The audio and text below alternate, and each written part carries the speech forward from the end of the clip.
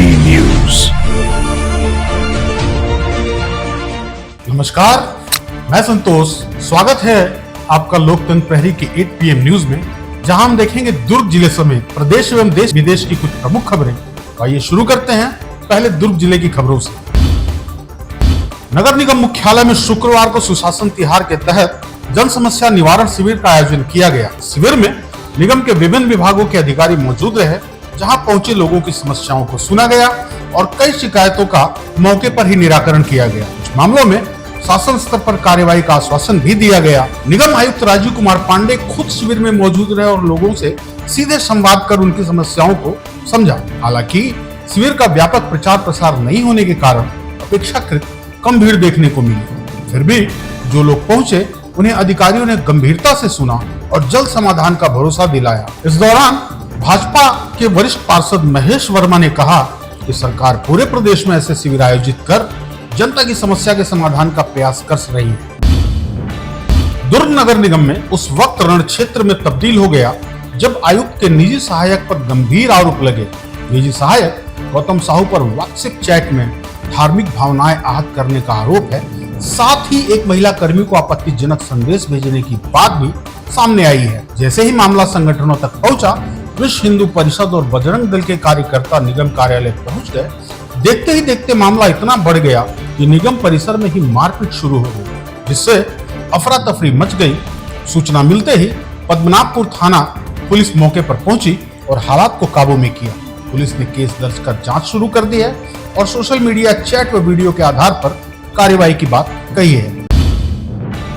भिलाई नगर निगम में राजस्व वसूली का जिम्मा नागपुर की श्रीफ पब्लिकेशन कंपनी को सौंपा गया है, लेकिन इस कंपनी में कार्यरत कर्मचारियों का आरोप है कि उन्हें पिछले 4 महीनों से वेतन नहीं दिया गया है। जब कर्मचारी वेतन की मांग करते हैं तो कंपनी के अधिकारी कहते हैं कि अभी उन्हें कमीशन नहीं मिला, इसलिए वेतन का भुगतान भी नहीं किया जा सकता। यह पहली बार नहीं जब ऐसी स्थिति बनी है। कर्मचारियों का कहना है कि त्योहार के समय भी उन्हें समय पर वेतन नहीं मिलता था, जिससे उनके सामने आर्थिक संकट खड़ा हो गया है। शुक्रवार को कर्मचारियों ने सुशासन तिहार के दौरान अधिकारियों को अपनी समस्याएं बताई और वैशाली नगर विधायक से भी मुलाकात की। फिलहाल उन्हें जल्द वेतन भुगतान का आश्वासन मिला है, लेकिन अब देखना होगा कि यह आश्वासन कब तक हकीकत में बदलता है। दुर्ग में खाद्य सुरक्षा से जुड़ा एक बड़ा खुलासा हुआ है। यहाँ बॉयज हॉस्टल की आड़ में अवैध पनीर स्टोरेज और सप्लाई का काम चल रहा था। शहर में लगे इलाके में शैली देवी महाविद्यालय के सामने एक भवन को हॉस्टल के रूप में दिखाया गया था, लेकिन अंदर बड़े स्तर पर पनीर का भंडारण किया जा रहा था। खाद्य विभाग की टीम ने दबिश देकर करीब 140 किलो पनीर जब्त किया, जिसकी कीमत लगभग 50,000 रुपए बताई जा रही है। मौके से नोट गिनने की मशीन और तिजोरी भी मिली है, जिससे संकेत मिलता है कि यह कारोबार लंबे समय से चल रहा था। फिलहाल पनीर के सैंपल को जांच के लिए भेज दिया गया है और विभाग ने पूरे नेटवर्क की जांच में जुटा हुआ है। दुर्ग में केंद्रीय गौड़ महासभा धमधागढ़ के बैनर तले आदिवासी समाज ने जोरदार प्रदर्शन किया। इस प्रदर्शन में 17 जिलों से करीब 3000 लोग शामिल हुए, जिसमें पटेल चौक और आसपास के इलाकों में लंबा जाम लग गया। प्रदर्शन की मुख्य वजह महासभा के प्रधान कार्यालय और कचना धुरवा देवालय में लगी तालाबंदी रही। समाज के लोगों ने आरोप लगाया कि प्रशासन ने राजनीतिक दबाव में भवन को बंद कराया। समाज का कहना है कि 12 अक्टूबर 2025 को हुए चुनाव में कमलेश ध्रुव अध्यक्ष चुने गए थे और 8 मार्च 2026 की सभा में नई कार्यकारिणी को 2030 तक मंजूरी मिल चुकी है। इसके बावजूद भवन का कब्जा नहीं दिया गया, जिससे नाराज समाज सड़कों पर उतर आया है। स्थिति को देखते हुए भारी पुलिस बल तैनात किया गया। बाद में प्रतिनिधिमंडल ने कलेक्टर और एसपी से मुलाकात की। प्रशासन ने 24 घंटे के भीतर भवन का ताला खोलने का आश्वासन दिया। उसके बाद प्रदर्शन समाप्त हुआ।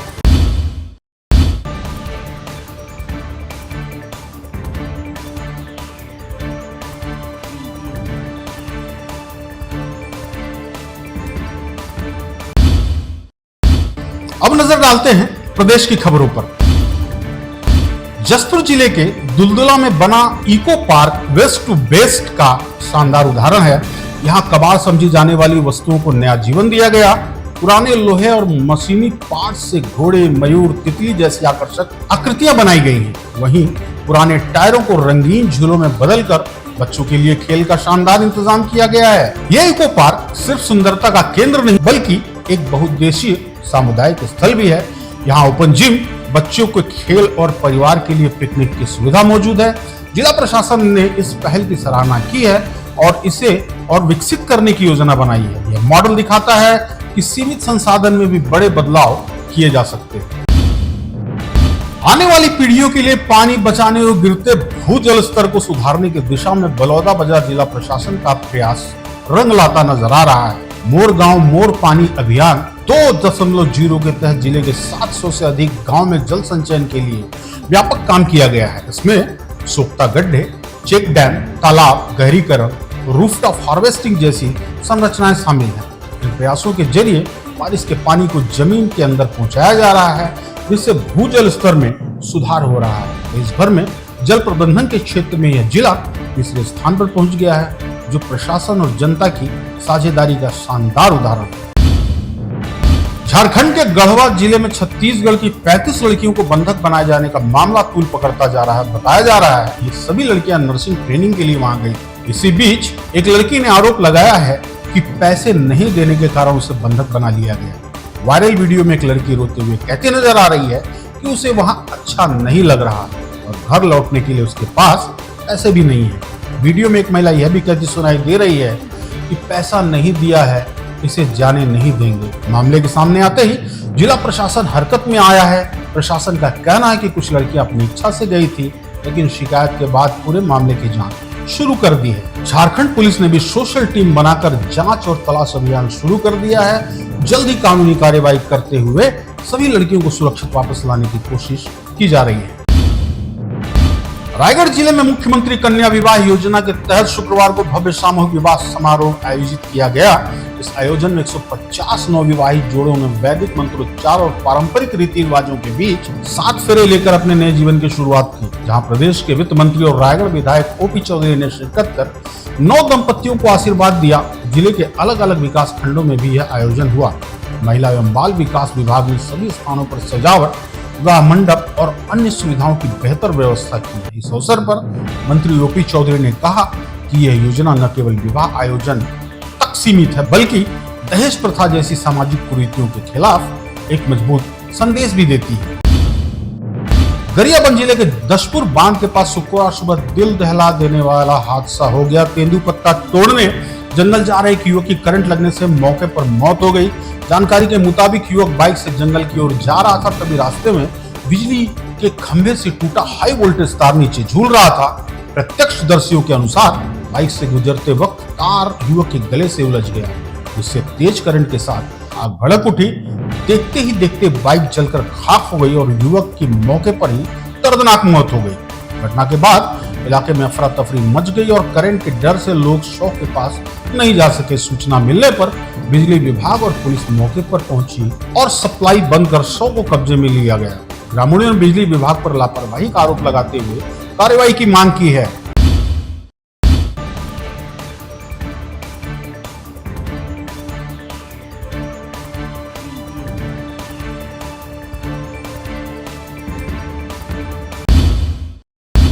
डालते हैं नजर देश विदेश की खबरों पर। कोलकाता में आयोजित भाजपा विधायक दल की अहम बैठक में शुवेंदु अधिकारी को सर्वसम्मति से नेता चुना गया। बाद की बैठक में केंद्रीय गृह मंत्री अमित शाह ने उनके नाम का ऐलान किया। इसके तुरंत बाद शुवेंदु अधिकारी राज्यपाल से मिलने और सरकार बनाने का दावा पेश करने की तैयारी में है।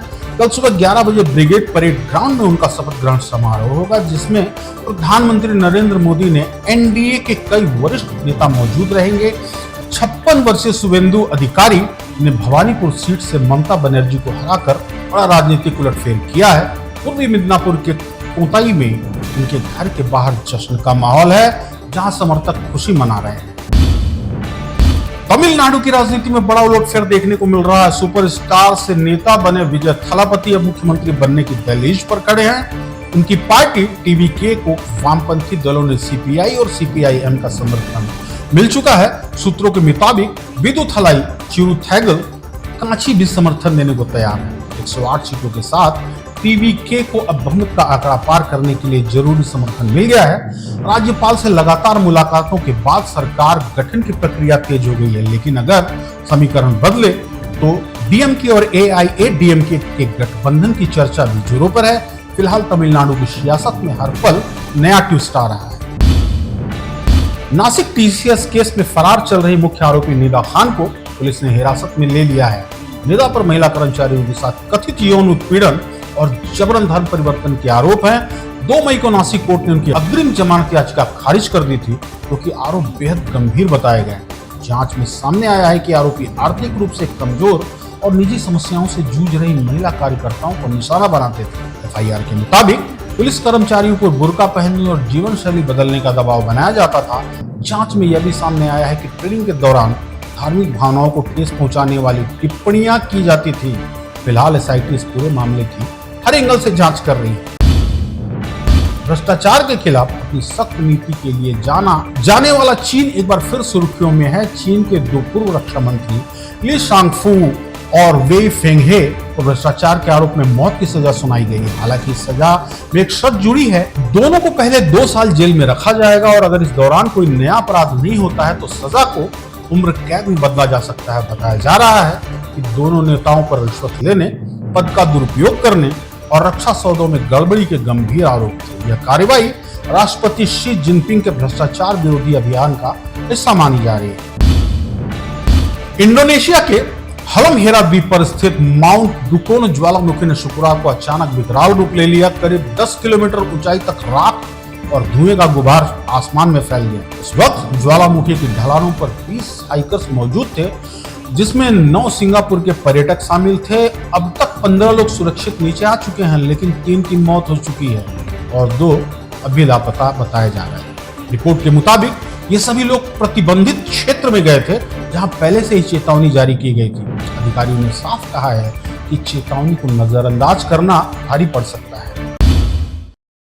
फिलहाल आज के समाचार यहीं तक। मुझे दे इजाजत। नमस्कार।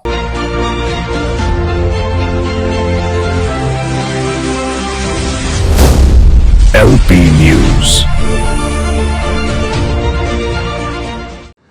This program is sponsored by SR Hospital and Research Center.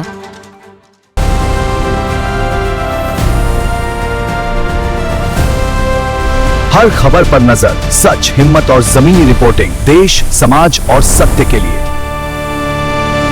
LP news, आपकी आवाज।